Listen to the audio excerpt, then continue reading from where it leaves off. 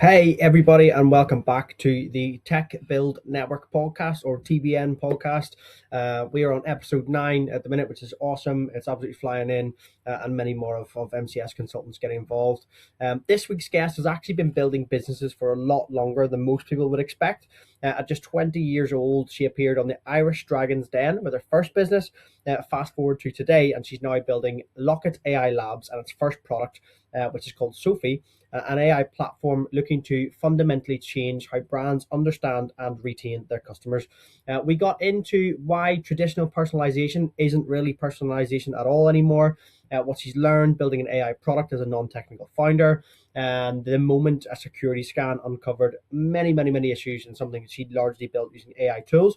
We also talk about founder mistakes, selling before you're overbuilt, the value of building relationships early with investors, and so much more. It's a fantastic conversation, a really interesting conversation with a brilliant founder who's learned a huge amount by simply getting stuck in and figuring things out. This is the TBN podcast, episode 9, with Susie Kilcoyne, the founder of Locket AI Labs. Let's get into it. Good afternoon, Susie. Thank you very much for joining me today. Good to be here. Thank you so much for having me. No bother about. Like, I know we've been keeping in touch ever since, I suppose the tech summit where I first learned about, I suppose like what you were doing, what you were building, what's happening in your world. So look, obviously really keen to get your perspective on a few different things today. For I suppose like anyone who maybe hasn't come across you before, do you want to give a bit of an introduction in terms of who is Susie Kilcoyne and what is Locket AI Labs? Yeah, sure. So I guess about me, my background of 20 years in marketing, sales, events, consumer behavior. I started my first business when I was 19, which I always say is 21 years ago, because people don't believe that it was that long ago. So it is that long ago. It was a cosmetics brand. So I was deep in ecom back then, and Facebook was really only getting started. I still have that Facebook group actually. And so looking back on that, it is so strange. But from that, I closed it after about 5 years, honestly, because I burned out. And I then went into really marketing, events, and sales. And so that's really where my journey has taken me. About 8 years ago, I went in, I started working for myself fully again. And I was doing online business consulting for ecom brands, other consultants and coaches. And so that's really where this all started. During that time, I started building this new behavioral model. You know, in marketing, we look at how consumers buy, but that hadn't been updated for so long. And so I started saying there has to be a different way that we can get people at the right time to be purchasing online. And really, that's been my work for the last 6 years, trialing, testing. And that led me to building Locket.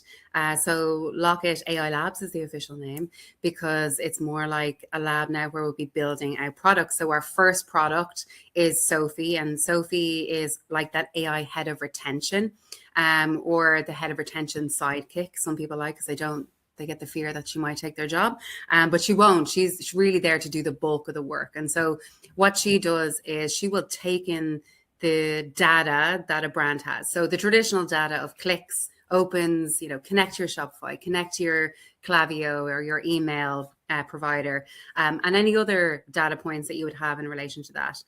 We will also take in it's not new data, but it's a new way of using this data, and that's the context-driven data. So that is, Sophie will take in the conversations in customer support, in your DMs, comments, anywhere where a customer conversation is being had.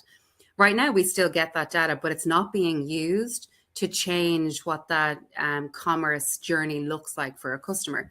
So we're taking in that context, but the third piece of data is that customers, as they get to know what Sophie does and how she is working with the brand, customers can actually connect their own data points.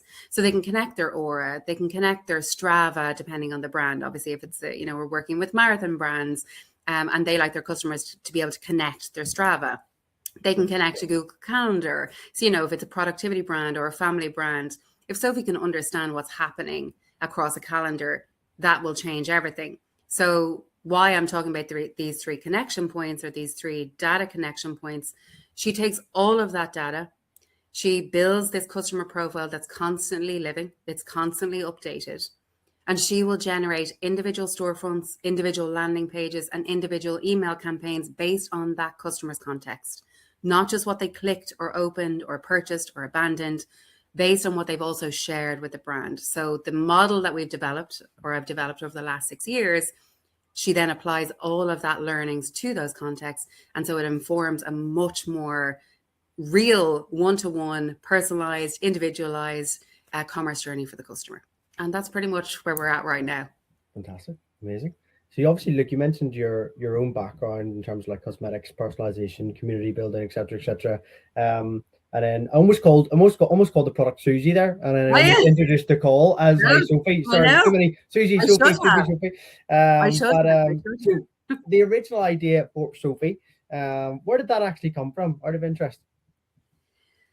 So it came, but I've been on both sides. I've been the marketer trying to patch everything together, trying to, we all know that personalization drives retention, it drives acquisition. But the tools that we have, we've never been able to do this real one-to-one experience. So I've been that marketer and I've done all the things to try and make that happen. But I've also been the customer getting the tone deaf emails when you're going through something that's shocking. So, I went through a very, very personal situation, and it rocked my world, like completely floored me. I thought I was a strong person. I absolutely was not in this moment. And I was a single mom, left with 2 kids under 2, and my world fell apart in every way possible. I lost my last business because I didn't have the capacity to keep going at the time. You could have said I was a content creator because it was all online. I was constantly on social media and I just did not have the capacity for it. And so in that moment, I literally lost money. I lost every penny I had in what felt like overnight. And in that moment, I'm like, okay, how am I going to feed 2 kids under 2? How am I going to pay for petrol? All these things were crossing my mind. And here's me getting emails going, we miss you. Here's 10% off. All I wanted to say was, if you only, excuse my language, fucking knew what I was going through, you would not be sending me these emails. Yeah. And so, in that moment, I started trying to learn about the brain. I became obsessed with why people do the things that they do. And it started off with that personal side of things, like why did this person do this thing? And then obviously with the marketing background, it started to feed into the marketing again. I started seeing, consumer behavior studies were still years and years old. There was no real relevance to how consumers bought today, given social media, TikTok Live, etc. And so that's really how all of this started. And it was just me constantly asking the questions, why did this happen? Then that led me to the next step and then to the next step. And I guess with the community building and knowing, brands have a huge following on social medias and there are newsletters, but the conversion rates on all of that are so low. And so the question I was asking myself was, why is a 2 to 5% email conversion rate acceptable? In my mind, it's like that just doesn't make sense to me. And really what that all came down to was that there's absolute rubbish being sent to our emails. I keep my emails just to remind myself of how much rubbish gets sent into my email and how much that it's not just me, it's everyone else. But also B, that it's not personalization. We're put into these segments because we clicked on something.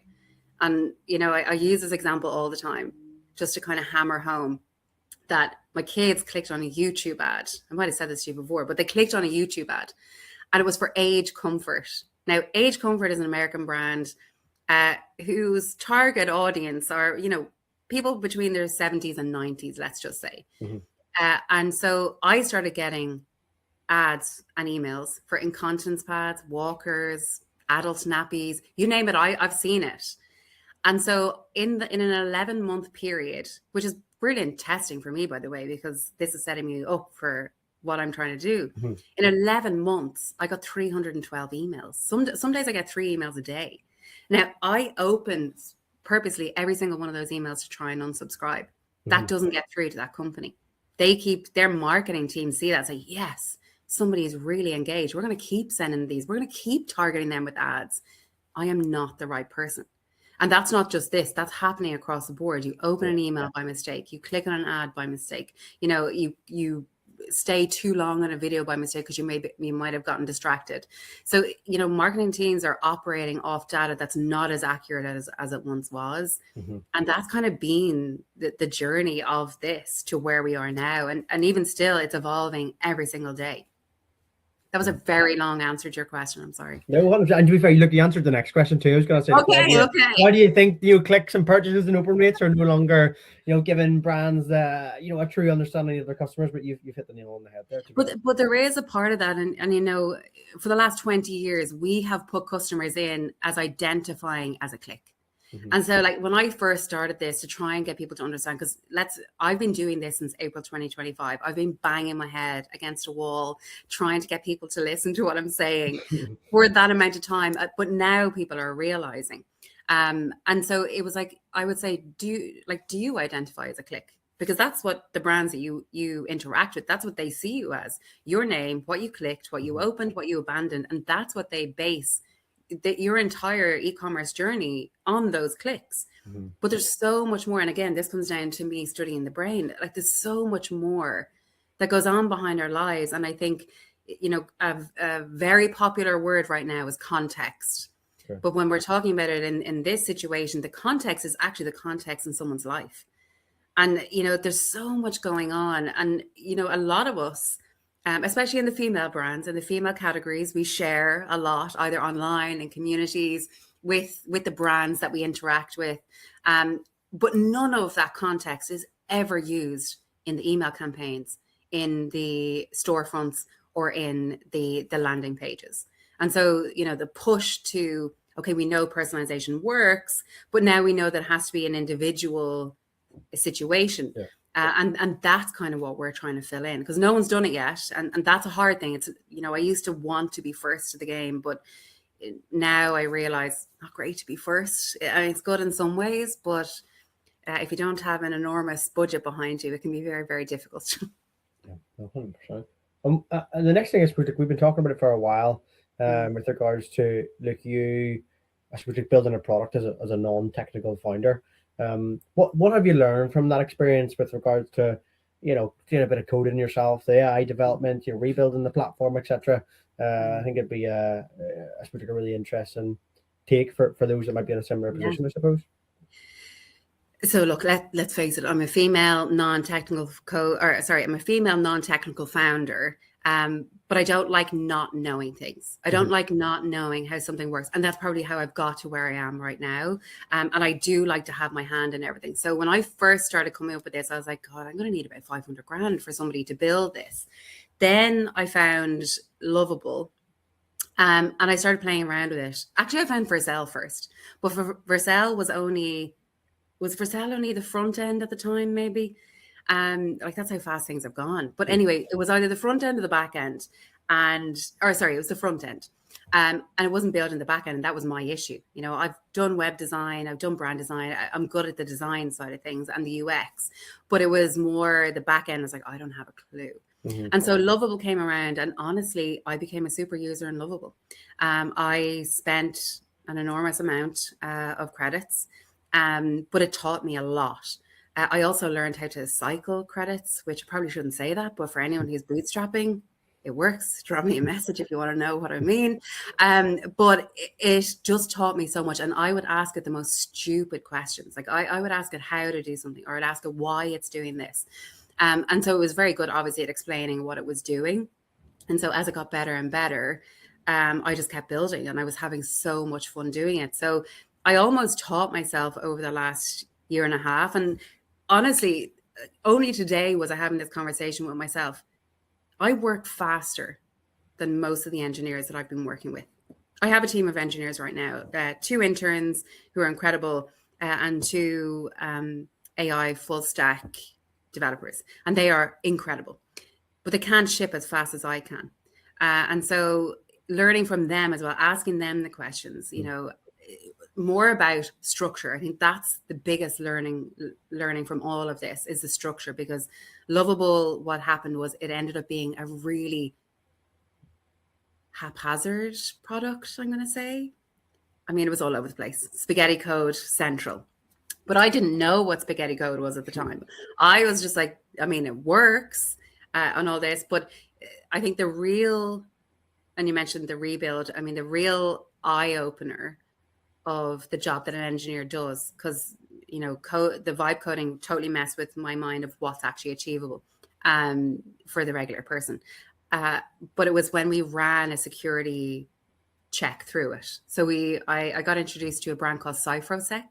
And so they were looking just for testers, and I was like, yeah, 100%, let's do it. And it's purely for vibe coders. Mm-hmm. So I ran that through the GitHub repo code, and it came up with 390 errors, 250 of which were critical, not good. And so Lovable had said, no, everything's safe. Yeah, security is spot on, no issues. And so that really made me start looking into things and relearning. And that's when I got the engineers in. I was like, look, we've got to rebuild this properly, because the brands who are interested in this, they're not just startups, they're not just founders. Like, there's some very, very big brands who are interested. And I cannot allow someone onto that it would destroy my reputation, it would destroy the brand. And I didn't want that. So right now, even the conversation I was having with myself this morning, I actually will not say that I'm a non-technical founder anymore, because not that I can code, but I can understand it, and I can push faster than anyone else in the team right now. And so I'm going to say I'm like a half or whatever. I'm going to come up with it. I have to come up with a word for it, but it's been such a good learning curve. And I think the product, or the LLMs, etc., have such a huge part to play in that, and being able to teach us as we move along. 100%. But it's more, I'm like a dog with a bone. I want to know what this is, and I want to know how to do it. Like, I was terrified of GitHub. I was so scared of GitHub because I didn't know how it worked. And then we moved to AWS, and that in itself, like, that's a beast. So I was terrified of that. But I was like, no, I took a day and I learned it. I learned where everything is, and now I can go in and I can do things by myself as well. So I think I think I'll always have that. I want to learn how to do things, because I don't like being out of the loop, which hopefully will make me a good CEO.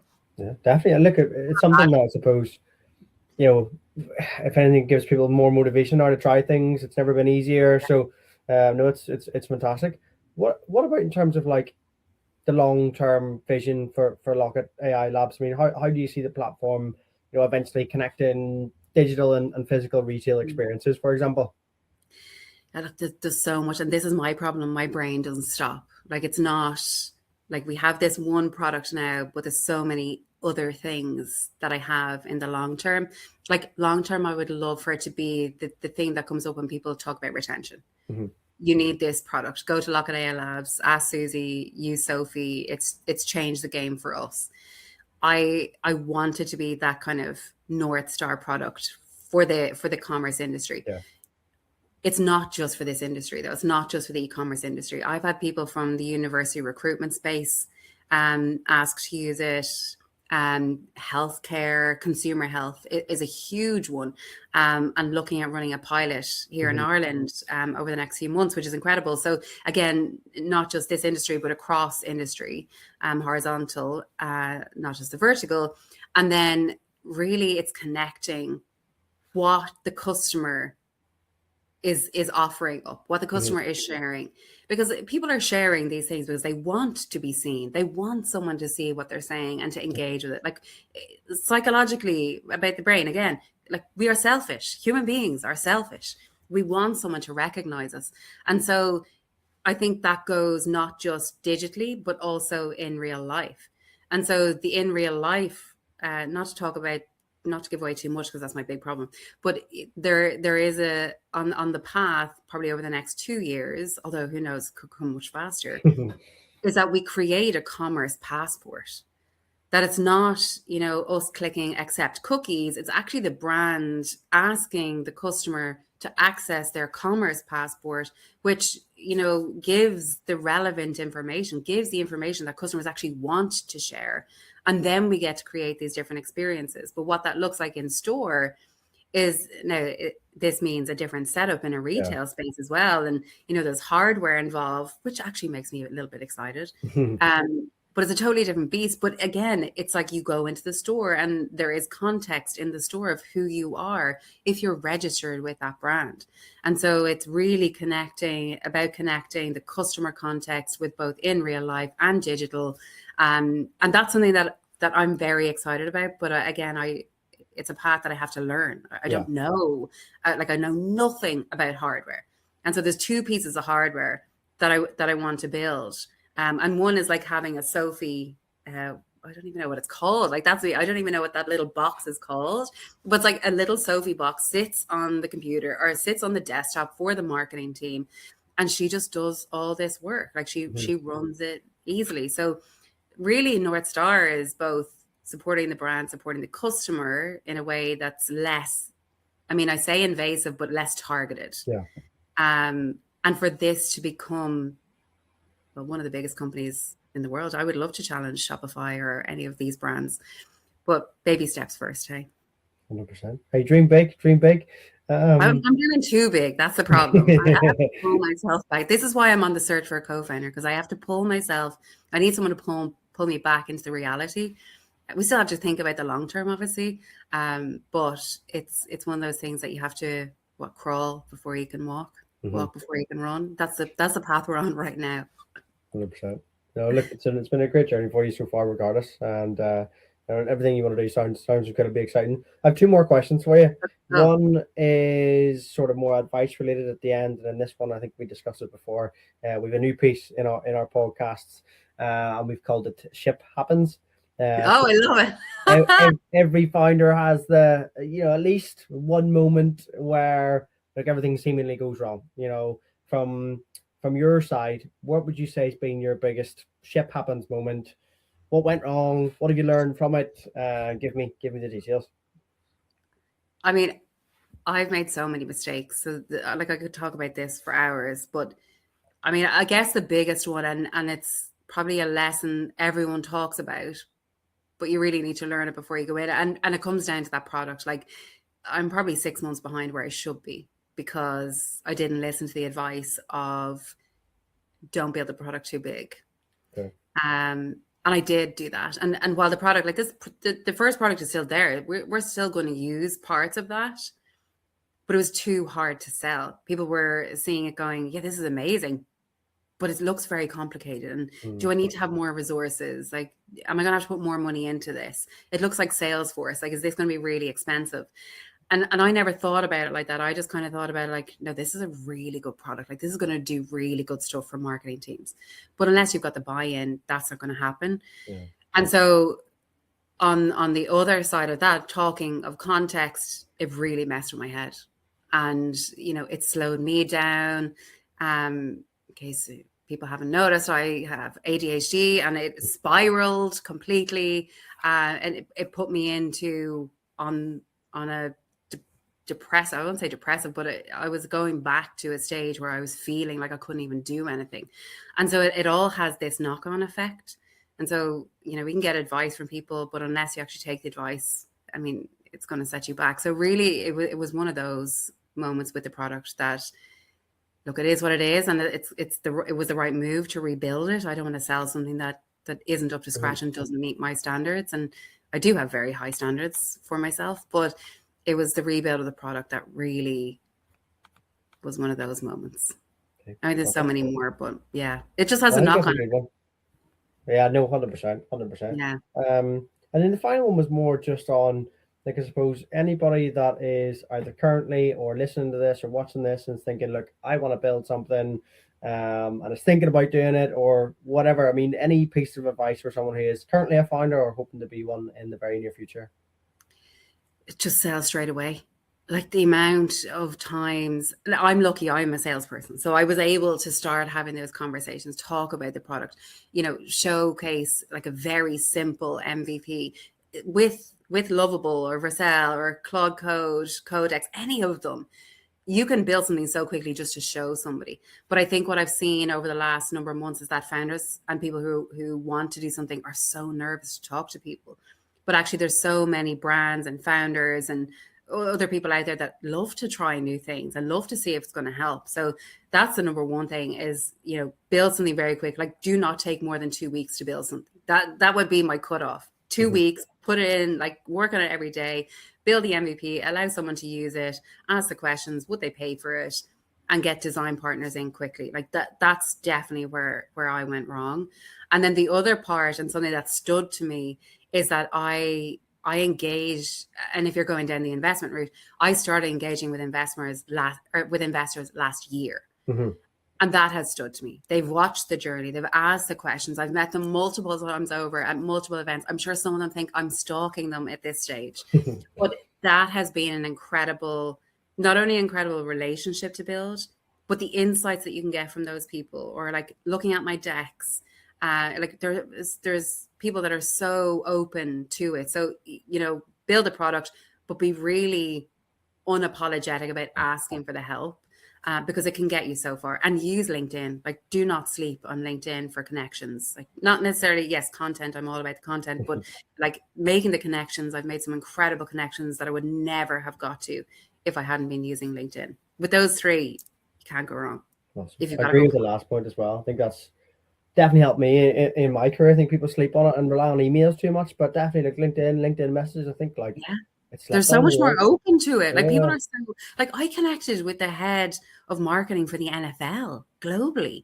Like, how else would I get to that person? I would never have got that. I've never sent him a message or anything. But just to know that I have that connection there, because like that's how big I want this to go. But it just opens so many doors. You can meet so many amazing people, and people who are like you. I think that's a huge part, that my friends haven't a clue what I'm doing. They'll ask how I'm getting on, and they'll celebrate with me when things happen, but like they don't really get it. They don't get the pressure. They don't get the canceling things. Whereas, LinkedIn can introduce you to people who get what you're going through. And so I've met an amazing group of female founders and male founders as well who know what I'm going through. And I can bounce ideas off or stresses off them, and it's an incredible platform. It really is. 100%. Couldn't agree more. I do actually have one more thing I wanted to mention. Oh God, I love these. About it, I can stay here all day. About it. So, like, I know we talked about, like, obviously you've built businesses before. One thing you forgot to mention was the fact that you were on Dragon's Den. Oh yes. I'm trying to think of a way to ask you a question about that. I mean, how has that experience maybe shaped the founder that you are today? And I also just wanted to talk about it because it's pretty cool. No, it was an amazing. Okay, just let's set the record straight. It was the Irish Dragon's Den. Okay, so not the big one. But no, at the time it was so popular at the time. But look, I was 20 when I recorded that. Like I think it must have been maybe April, whatever year that was, I can't even think. And so I walked into that room and I was so nervous. I practiced a lot. I had my pitch, I had the product. And so I dolled myself up. I had the heels on and everything. I used to work in Brown Thomas in the shoe department, so I had a great set of heels. And I went in and there was 35 people recording and 34 of them were men. And so I was there going, okay, I'm 20 years old. I'm the only woman here. Wasn't even a woman yet, I don't think, but I was just like, oh my God, like it was crazy. So I was nervous, but you get a pitch coach. And so I never had that issue before. I've never had an issue speaking with people. I think working in customer service, you kind of get over that very quickly. But it taught me a lot about keep going with the idea that you have. At the time, people thought I was insane. They were like, why would you bother? There's so many amazing makeup brands out there. I'm like, well, there isn't an Irish one. And there isn't one that can personalize actual products for people. So I was like, no, I'm going to keep going. So I think, I was very, very bullish about it. And that got me onto Dragon's Den. Probably my age did as well, in a way. But the pitching helped, like standing up there. I stood up there in front of them for an hour and a half. Everyone else saw, I think it was like, 2 minutes, maybe a minute and a half. But I was there for an hour and a half. And even the questions, I don't remember the questions exactly, but I remember, they wanted to see the product. I brought the product over and it was a loose cosmetic at the time. It was a loose eyeshadow.